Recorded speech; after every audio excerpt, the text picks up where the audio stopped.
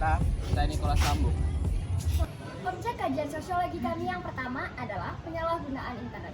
Saya akan membacakan pengertian dari penyalahgunaan internet. Internet adalah salah satu dari pengembangan globalisasi yang sangat berdampak pada kehidupan manusia.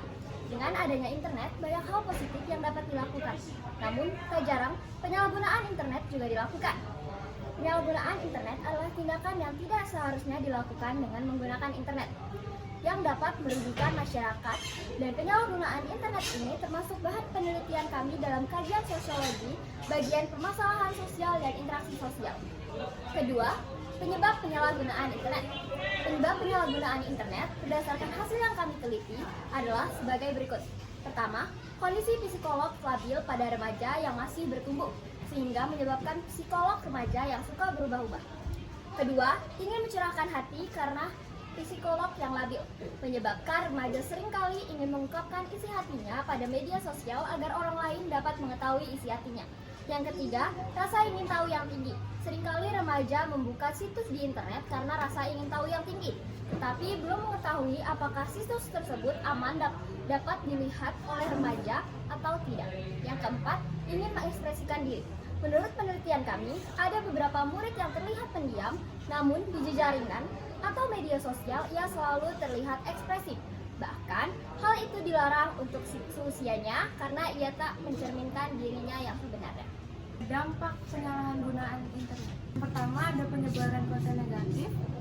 Seringkali internet menjadi sarana penyebaran konten negatif, seperti pornografi, ujaran kebencian, dan berita palsu. Konten-konten tersebut dapat berdampak negatif terhadap masyarakat, terutama generasi muda. Yang kedua, kejahatan cyber. Kejahatan cyber merupakan salah satu kejahatan yang sering terjadi di internet. Kejahatan cyber dapat berupa penipuan, pencurian data pribadi, dan serangan malware. Dampak negatif internet ini dapat merugikan korban secara materi maupun non-materi. Yang ketiga, penyebaran berita hoax. Tidak semua informasi yang tersedia di internet dapat dipertanggungjawabkan kebenarannya. Penyebaran informasi yang salah atau hoax dapat dengan mudah dan cepat tersebar melalui internet.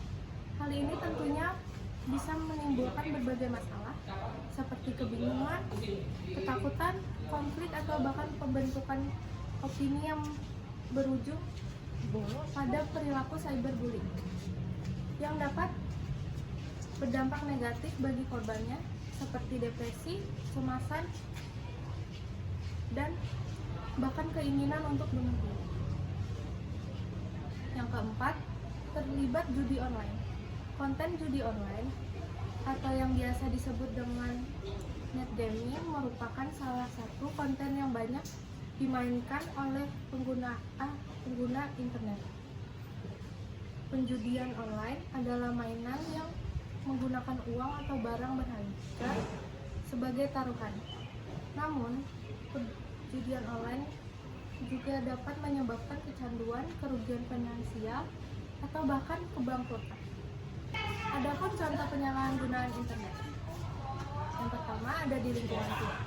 Contohnya, setiap anggota keluarga sibuk dengan gadgetnya masing-masing, kemudian interaksi sosial antar anggota keluarga yang berkurang. Yang kedua ada di lingkungan sekolah. Contohnya, melakukan plagiarisme terhadap tugas teman, kemudian penggunaan kecerdasan buatan atau AI untuk mengerjakan ujian, kemudian membuka media sosial saat pembelajaran. Yang ketiga ada di lingkungan masyarakat, yaitu contohnya menyebar fitnah berupa pencemaran nama baik, kemudian penipuan jual beli online, dan prostitusi online atau penjualan jasa seksual. Adapun alasan penyalahgunaan internet termasuk interaksi sosial dan permasalahan sosial. Penyalahgunaan internet diambil dari dua kata, yaitu penyalahgunaan dan internet. Penyalahgunaan atau menyalahgunakan artinya melakukan sesuatu tidak sebagaimana mestinya, atau menyelewengkan. Hal ini tentu akan menjadi masalah dan akan berdampak bagi permasalahan sosial. Internet artinya merupakan jaringan komputer yang sangat besar yang terbentuk dari jaringan-jaringan kecil yang ada di seluruh dunia yang saling terhubung satu sama lain. Jadi, teknologi internet membebaskan seseorang untuk berhubungan satu dengan yang lain. Salah satu caranya adalah dengan bertukar kualitas pribadi mereka, yang berarti melalui media internet, interaksi sosial dapat terjadi di mana saja, kapan saja, dengan siapa saja, tanpa harus bertatap muka secara langsung. Adapun objek kajian kami yang kedua yaitu cyberbullying. Cyberbullying adalah bentuk perundungan, intimidasi, atau pelecehan yang dilakukan melalui media digital seperti media sosial, pesan teks, atau platform online lainnya. Ini merupakan masalah yang semakin meningkat seiring dengan perkembangan teknologi dan penggunaan internet yang semakin meluas. Meskipun tidak dilakukan secara tatap muka, cyberbullying dapat berdampak serius pada kesehatan mental korbannya. Bentuk-bentuk cyberbullying. Yang pertama, flaming, pertengkaran online yang penuh dengan kata-kata kasar.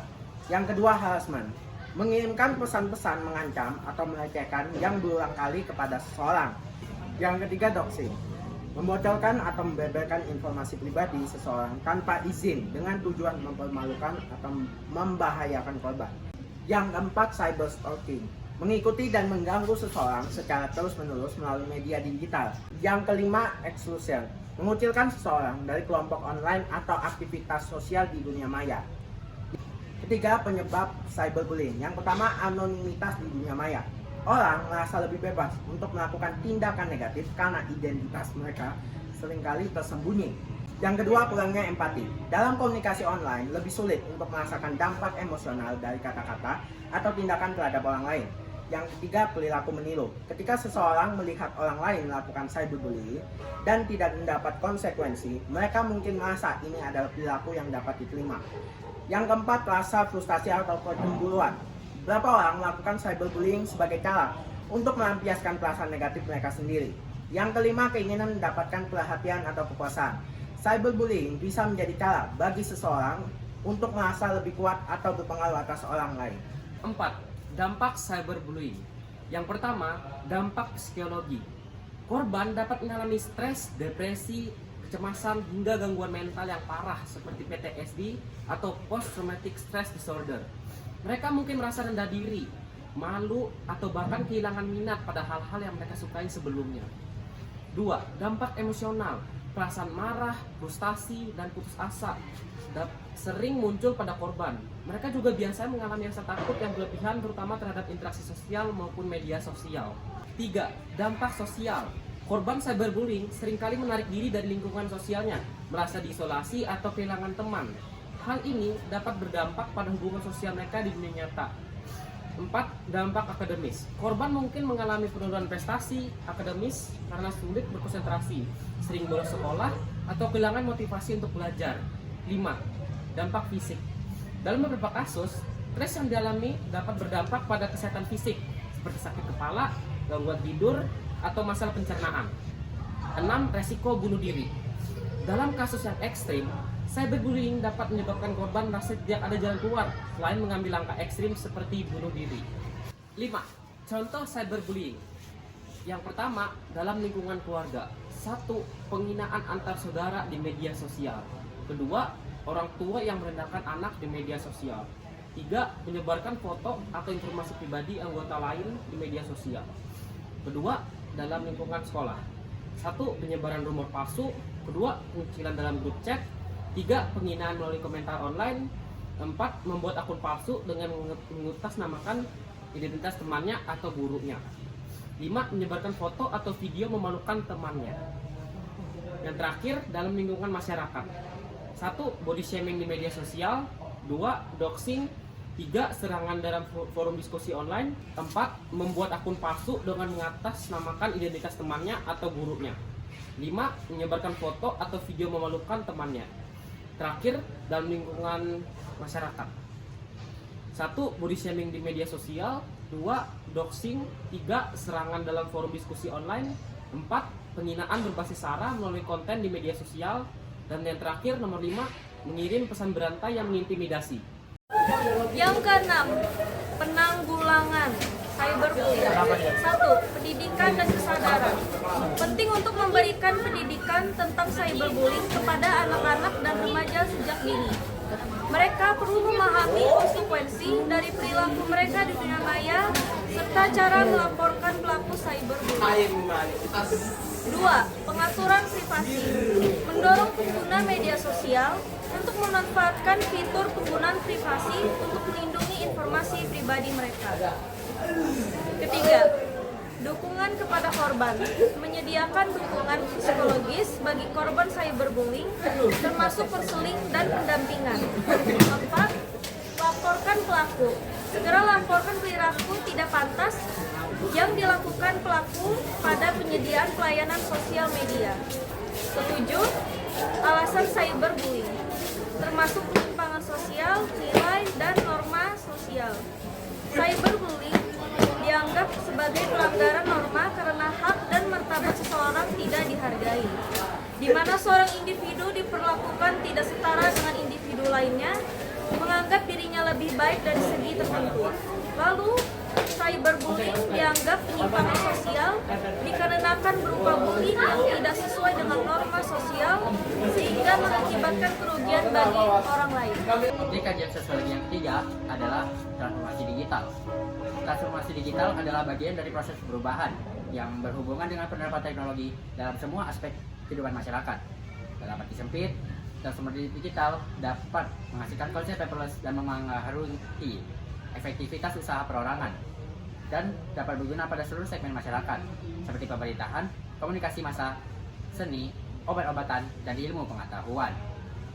Transformasi digital mencakup penggunaan dan kemampuan transformatif dalam hal menginformasikan kesadaran digital. Masyarakat juga sudah menyadari hal tersebut dan menganggap penting untuk mengadopsi teknologi informasi dan komunikasi sebagai upaya untuk mengoptimalkan proses produksi, meningkatkan efisiensi, dan mencapai keberlanjutan usaha.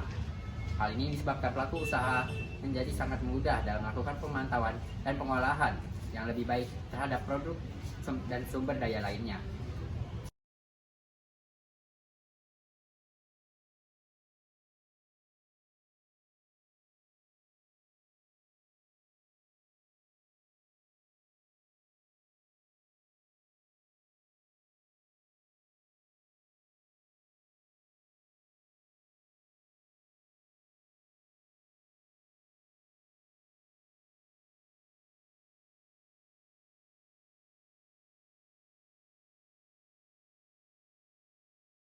Yang ketiga, dampak transformasi digital. A. Dampak positif. 1. Kemudahan akses informasi. Teknologi digital telah membuat akses terhadap informasi lebih mudah dan cepat. Dengan internet, informasi dari seluruh dunia dapat diakses dengan hanya beberapa kali klik. Ini mendukung pembelajaran, riset, dan akses berita aktual. Yang kedua, kemajuan dalam komunikasi. Perkembangan media sosial, pesan instan, dan panggilan video telah merampingkan komunikasi jarak jauh. Kita dapat berkomunikasi dengan teman, keluarga, atau rekan kerja di seluruh dunia dengan mudah, mengatasi hambatan dan ruang dan waktu. Yang ketiga, peningkatan efisiensi. Otomasi dan sistem digitalisasi memungkinkan proses bisnis dan pekerjaan menjadi lebih efisien. Hal ini menghemat waktu dan biaya serta meminimalkan risiko kesalahan. Yang keempat, akses pendidikan global. Teknologi digital telah membuka akses pendidikan bagi banyak orang di seluruh dunia. Kursus online, platform e-learning, dan sumber daya digital membantu setiap orang untuk mendapatkan pendidikan berkualitas tanpa batasan geografis. B. Dampak negatif. Yang satu, ketergantungan. Ketergantungan pada teknologi digital dapat mengganggu interaksi sosial langsung dan mengarah pada isolasi sosial. Selain itu, kecanduan media sosial dan perangkat digital dapat mengganggu produktivitas dan kesejahteraan mental. Yang kedua, privasi dan keamanan data. Penggunaan teknologi digital meningkatkan risiko pelanggaran privasi dan pencurian data. Data pribadi dan informasi sensitif seringkali terancam oleh kebocoran atau eksploitasi online. Yang ketiga, pengangguran teknologi. Otomasi dan otomatisasi dapat menghentikan pekerjaan manusia dalam beberapa sektor, menyebabkan pengangguran teknologi dan perubahan dalam lanskap pekerjaan. Yang keempat, informasi tidak akurat. Ketersediaan informasi online tidak selalu dijamin akurat atau diverifikasi. Hal ini bisa menyebabkan penyebaran berita palsu dan informasi yang tidak benar, mempengaruhi persepsi masyarakat. 4. Contoh penggunaan informasi digital. Yang pertama, di lingkungan sekolah, penggunaan aplikasi pembelajaran. Sekolah menggunakan aplikasi pembelajaran berbasis mobil atau web untuk memberikan materi, tugas, dan ujian kepada siswa. Yang kedua, di lingkungan keluarga, perempuan yang awalnya berstatus ibu rumah tangga kini mampu mengembangkan hobinya menjadi seorang influencer yang dengan demikian mampu menghasilkan uang tambahan untuk keluarga. Yang ketiga, di lingkungan masyarakat, era digital semakin membantu masyarakat untuk dapat berkomunikasi dengan lebih mudah, walaupun lawan bicaranya berada di negara yang jauh lokasinya. Yang kelima, alasan transformasi digital termasuk dalam perubahan sosial. Perkembangan dan kemajuan teknologi digital sangat mempengaruhi kehidupan manusia dalam kehidupan sosial bermasyarakat, mulai dari aspek pendidikan, ekonomi, politik, dan perubahan sosial lainnya. Seperti dahulu, kita harus mencari surat saat berkomunikasi, namun sekarang melalui internet, komunikasi dapat dilakukan dalam hitungan detik saja. Kemudian, saat kita ingin membeli sesuatu, yang dahulu kita harus mengemas. Namun sekarang, dengan adanya perubahan digital, kita bisa membelinya dari rumah. Hal ini jelas menunjukkan perubahan sosial dalam masyarakat. Dan itu hanya sebagian dari hasil analisis kami tentang alasan transformasi